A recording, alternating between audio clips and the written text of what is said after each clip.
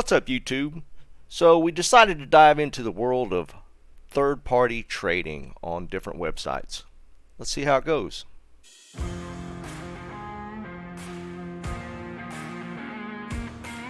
Oh, boys! What's going on, guys? So it's been a little while since we put out some content. I have been streaming on a pretty regular basis, and we're still playing D2 about as consistently as ever. But I have been kind of slacking on my actual video content, so we decided to put something together that I think a lot of people would be interested in. It's going to be a little bit of a touchy subject because some people hate third-party trade sites, and the main ones are going to be that we're going to discuss today are JSP and Tradery.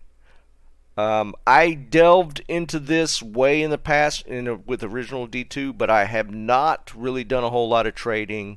Maybe some in-game trading, but outside of that, I have not really touched JSP or Tradery for that matter at all. JSP was something I messed with a little bit, like I said, back in the past, but we decided to kind of venture in. It was kind of an extraordinary circumstance. We wanted to get SOJs for a declone walk. We had never done that before as a community, so I decided I was going to try and get enough SOJs to do a declone walk, and that kind of spun me into JSP, which is kind of the easiest way to do it, to be perfectly honest. And afterwards a little bit of Tradery, but JSP being the main one. Now, a lot of people hate JSP. I've been always kind of on the fence with them, kind of a means to an end, but I wanted to kind of go into it as looking at it from a newbie perspective, just to see what it takes to generate what they use as currency, which is form gold, to acquire the items needed. So for those that don't know, JSP has been around for a very long time. My account actually dates back to 2009. I did use it a bit back then, but I haven't touched it with D2R. And what they do is they created an intermediary currency to make trading a little more streamlined, which is form gold. The problem that a lot of people have with form gold is the simple fact that you can buy it with real money. That is kind of the main crux of why some people just refuse to use JSP, and I do get that. I totally understand, because once you get real money into play, that is why people bot. People don't bot just to get items to put in on their mules. People bot to make money. But we're not going to really dive into that anymore. We're just going to I'm going to get into, if you're new to the game or new to trading and have never really delved with trading before, how to navigate JSP, how to kind of accumulate a little bit of form gold to get what you need, and the easiest ways to potentially do that. And what I found in my week or two of messing around with it, I used the basics, and I'm just going to throw a couple tips up there and let you guys look at it and see what you think. If you had any issues with JSP or the way trading's handled in D2, feel free to make comments. Not going to hurt my feelings. I've heard it all at this point. I'm just going to show you guys what I picked up on in just a couple of weeks of messing around with it. So let's dive into it. All right, the first thing we're going to do is take a look at JSP. The website is d2jsp.net, I believe. Hold on, let's take a look here. .org, my bad. d2jsp.org. Just go to back to full screen here. I do have it blown up a little bit, and as you can see, they have not changed their website in years. I mean, if you look at this in relation to other websites out there, this style of website is just super old. But anyways, let's take a look here. So you can see there's a fairly active number of people, but they do incorporate other games. This is mainly built for D2. Most common forums, and where I spent most of my time, is right here. The softcore ladder. There's also hardcore is probably pretty common one as well, and then probably non-ladder from there. Let's just take a look. And here's a couple little things that I looked at to get started. If you're, especially if you've never really looked at this, it can be a little intimidating because There's a lot of vernacular that people use on this site that you might not be used to, but it really takes nothing to get kind of into it. Just right out of the gate, though, I mean, if you look, you'll see this is sorted by most current, so whatever post updates goes to the top. You have your for trade and your ISO. ISO is in search of. This is what people are looking for. They'll make a post where they're looking for certain items. But you see like the normal stuff for trade, perfect cold sunders, Maras, gold. I mean, there's just a ton of different things, and you can spend hours and hours just perusing this. So to get into it, here's how I navigated it right out of the gate. What I found. My initial thought was to just list a bunch of items that I knew had value and see what kind of offers you would get. I kind of moved away from this really quickly. Honestly, it's just not my style. Here's what I found easier. So I immediately went to in search of. This gives you a better idea of what people are looking for, how much they're willing to pay for it, all that kind of stuff. And here's a couple things right out of the gate that you'll see. This is current as of making of this video. People are always looking for in-game gold. This is in search of 10 million gold. What most people, if you think about this, this is literally just how much you'll keep on your account if you fill every tab. You'll have 2.5 million in each tab, 10 million gold. So that's why it's traded in these increments. If you have a gold find barb or a barb just in general and you can fit it out for gold, you'll see people looking for gold and they're just gambling. So they'll come here and buy stacks of gold.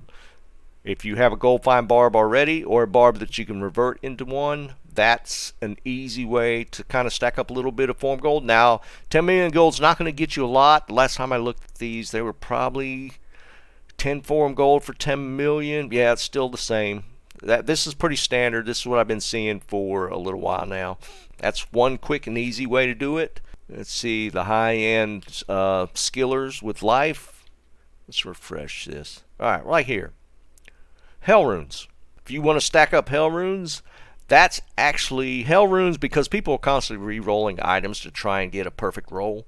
Hell runes are always in demand. 10 for 28, that's a pretty good trade. If you just stick your hell runes aside, eventually you'll have 10, and that probably won't take you that long. If you just want to do a bunch of countess runs or stack up enough runes to trade, because it's not just hell runes. I haven't seen it yet, but here's another one for hell runes. Here's a pretty basic base that a lot of people run across. Somebody looking for just a 3 open socket mage plate. You'll see this a lot. It does take a little bit of experience to understand what people do make rune words out of. But if you just peruse the ISO for just a little bit, you'll start to pick up on it pretty quick. Key sets is another thing. If you got a sork that you can farm keys, key sets are always something that's people are looking for. So if you got a sork and you know wanting to dive into this, farming for key sets is another good way to build up a little bit of form gold to trade for other items. Here's one that you wouldn't think to keep these, but people do a ton of crafting. This person is seeking high amounts of Eth and tier runes. Now, you know, you just wouldn't think to hold on to those, but if you want to get into the trade game and play around with it, almost all the low runes, you'll probably see people looking for them at certain points. One of the ones I actually built up a decent amount of form gold with was the spirit runes. So if you have sets, or you can stack up sets of tier spirit runes, because people are constantly re-rolling spirits trying to get a perfect roll. The one caveat to that is that usually they want the hell runes with them, but not always.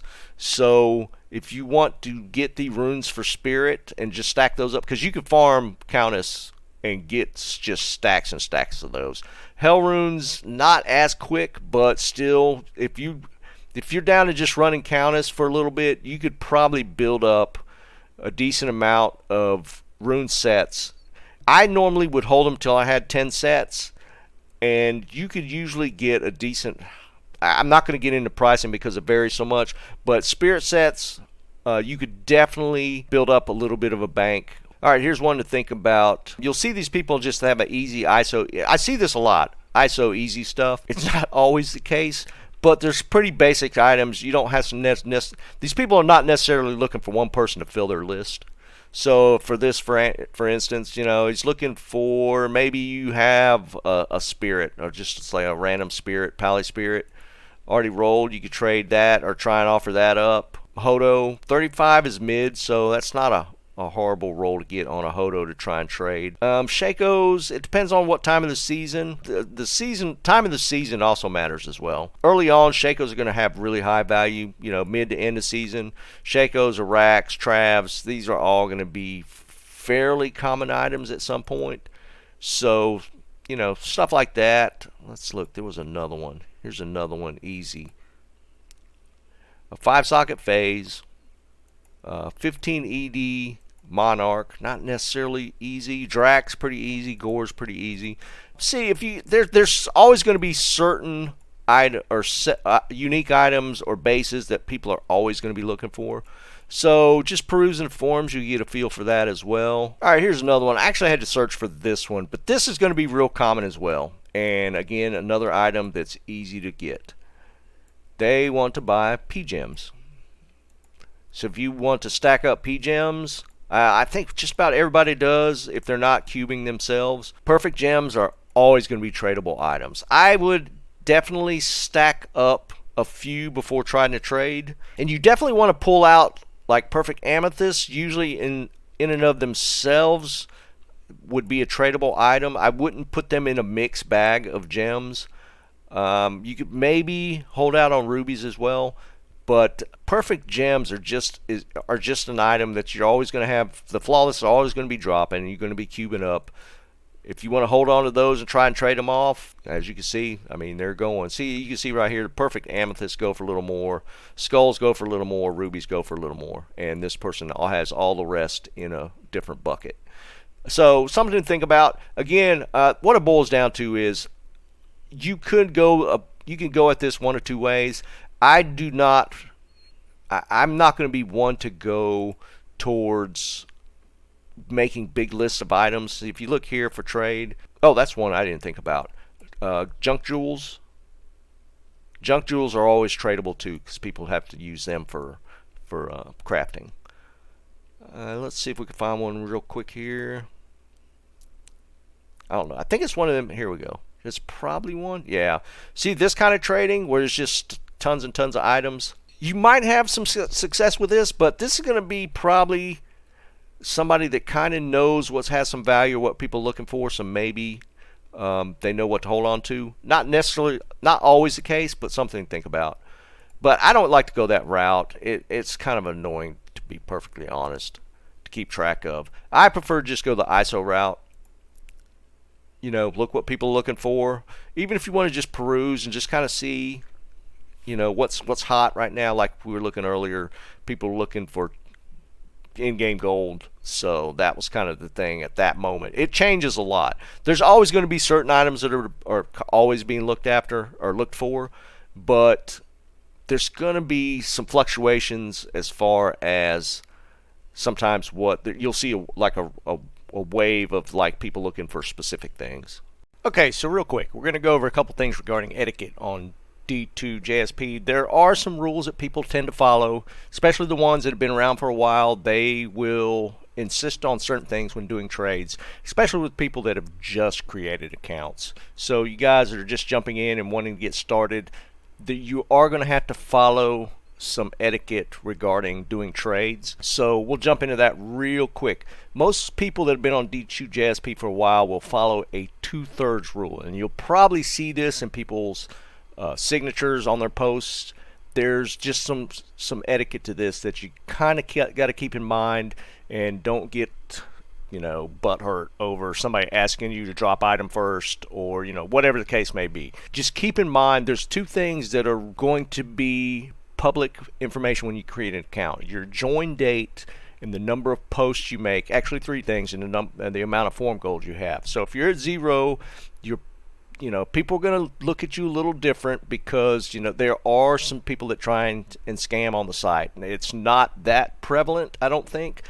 In the time I've been trading there, I haven't seen anything really sketchy, but I'm sure it's out there. So, again, join date, how much forum gold you have, and how many posts you've made will come into play, especially if you're trading big ticket items. Like if you're trading like runes, PGMs, that kind of thing, probably not as much, but just keep it in mind if somebody asks.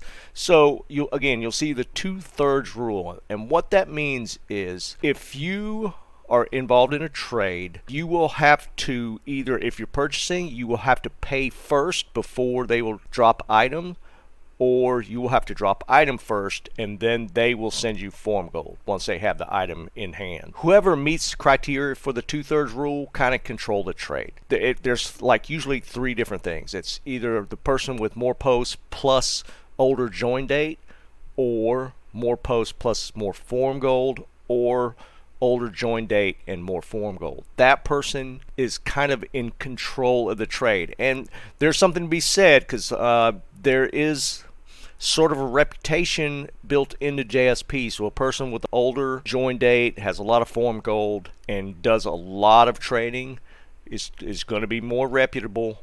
So keep that in mind. If you're trading with somebody like that, you can be a little more comfortable with trading if they ask you to trade the item first, and then after they get the item in hand, they send you the forum gold via the website. That's the situation that's going to be. So just keep that in mind if somebody is insistent on following the 2/3 rule. Also, if you're in game after going back and forth on the website and agreeing to a trade, I've always followed it, and I'll show you an example here on the screen of when I was just trading runes. Normally, once you join a game with the person, either they'll ask you to create a game, or they will create a game and ask you to join it. When you join the game, state your name that's listed on the website in game, and then they'll usually do the same thing. And then somebody will, I guess it depends on who's initiating the trade. What I normally do is I'll restate X item for however much forum gold in chat, because what's this for is kind of a safeguard. In times where there's potentially an issue, you can screen grab what was said in game, and there are ways within the website to dispute a trade if it goes wrong.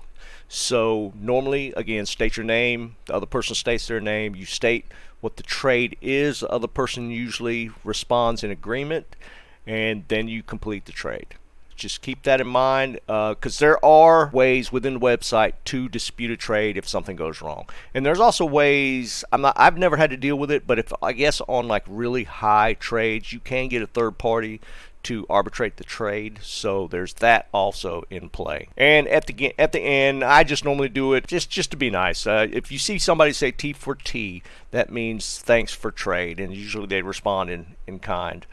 I just normally do it because that's just how things are handled on JSP. So you don't have to, but it's always nice. And that's pretty much it. Just some small etiquette tips when you start trading. Things normally go smoothly. Again, there are scammers out there, but I have not run into it, and I've done a decent amount of trades at this point. Okay, so we're going to take a look at Tradery real quick. I'm not going to spend a lot of time on this one. I feel like Tradery is more suitable for somebody that's maybe done a bit more trading, because I feel like you need to know values of items. You could potentially learn it here. It's just a little more convoluted, to me personally anyways. Just going through the posts you see here, they sort by when they were added, and they're pretty straightforward. It's usually the item and what the price they're looking like. This person's offering 14 pull runes, and they're wanting to trade for either jaw or 2 burr or 3 low. But again, you kind of need to know the value of what you're trading. So if you're starting out into the trade market, that's kind of the toughest thing, right? You don't know values of items. You don't know what's good, what's not good. So this is a little more difficult to navigate as far as trying to learn that. And you do have an option to put something up for trade and just saying make offer. In this instance, you probably going to get lowballed right out of the gate. I know when I posted up a perfect griffin here, that's the only item I traded here, I was immediately offered like 1 jaw rune, 1 burr rune when I put make an offer. So I spoke with the people in the community, and they gave me kind of a value of what it was going to be. And when I posted that with it, like in this instance where what I'm looking for, then the trade went pretty smooth. So just keep that in mind. See, like this person's off; they don't even tell you what kind of job or a griffin it is. I have an issue with that. The way the UI works to post items, it's not real clean in my opinion. So you don't even know what the stats are on this griffin. The person has to go in and manually add the stats. So I mean, these kind of things kind of bug me when it comes to traderies. So I tend to shy away from it. I feel like JSP, as intimidating as it might be, is a little more beginner friendly because you can peruse a lot easier and get ideas of what people are trading for and what values they're looking for.